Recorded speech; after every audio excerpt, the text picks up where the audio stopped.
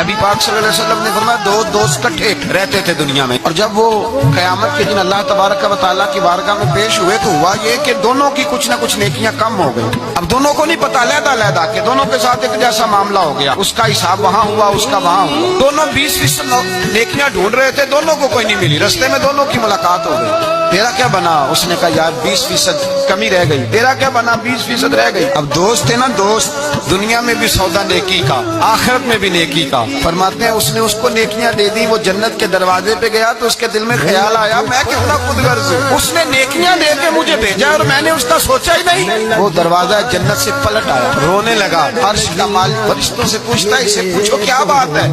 اس نے کہا مولا مہربانی کر، میں دنیا میں بھی اس کے ساتھ رہا ہوں، اگر جنت میں بھی ہمیں اکٹھا فرما دو، تیری شان رحمت میں کمی نہیں آئے گی۔ میرے مصطفیٰ کریم فرماتے ہیں اس دوست کی برکت سے اللہ دوسرے کو بھی جنت عطا فرما دے گا۔